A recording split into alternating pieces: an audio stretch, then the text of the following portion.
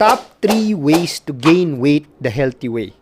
Yan ang tatalakayin natin sa video na ito. Ako nga pala si Engineer Morgan Sai ng Ilocano Defenders. Ilocano Defenders. Para sa lahat. Ilocano Defenders. Alright, so pag pinag-uusapan natin ng healthy weight gain, kailangan ito yung pag-gain ng weight na muscles mo ang may de-develop o yung karne ng iyong katawan, hindi taba, no? So, marami mga gusto maging skinny na maging sexy, no? So, yun ho ang pinag-uusapan natin kasi maraming ways na sinasabi, kain ka lang daw ng kain. Pag mali ho ang kinakain mo, tabaho ang mailalagay sa katawan mo, tapos magkakaroon ka pa ng cholesterol at sakit.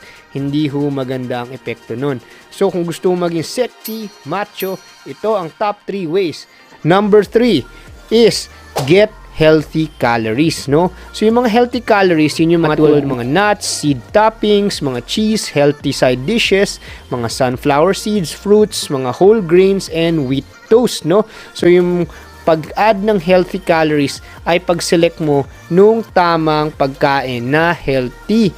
Number 2 is nutrient-dense meats, no? So, kailangan yung mga high-protein meats ang pipiliin mo at hindi yung mga empty calories or yung mga junk food. Kailangan iwasan mo yung junk food. Kailangan healthy meats ang papatulan mo dahil ito ang pang-build ng muscle. Kailangan mo ng mga nutritious na carbohydrates tulad ng mga brown rice and other whole grains, no?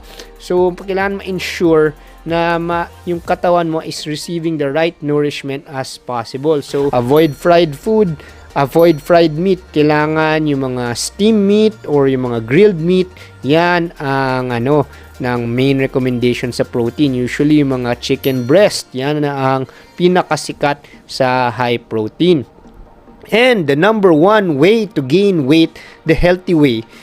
Marami mang nagtatanong ano-ano yung mga iba't ibang pagkain, ano yung portion, ilang gramo.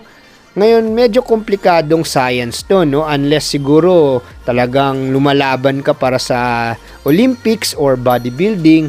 Ang marirecommend ko para sa nakararami ay mag-take ng isang health supplement na all-in-one na. Kasi usually yung mga health supplement na ito ay kumpleto na siya sa PER or Protein Efficiency Ratio at ang produktong tinutukoy ko ay ang Apeton Weight Gain.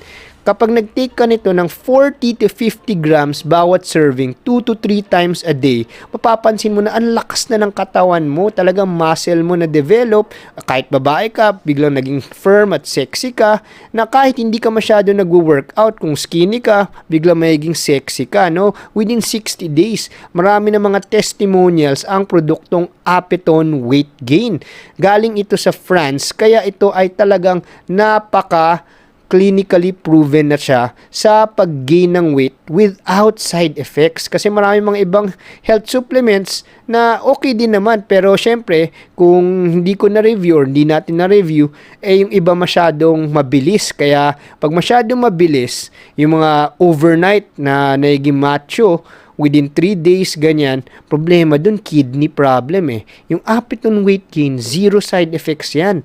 Talagang within 60 days, magiging sexy ka, macho ka, na kahit walang workout, from skinny to sexy, from skinny to macho with Apeton Weight Gain. So yun ho ang maipapayo ko na pag-take ng tamang health supplement para all-in-one na siya. Wala ka nang iisipin na iba. So yun ho ang payo ko sa araw na ito. Ako nga pala si Engineer Morgan Sai, ang inyong coach ng bayan. Ilocano Defenders. Para sa lahat. Ilocano Defenders. Laban sa lahat. Ilocano Defenders. Ilocano Defenders.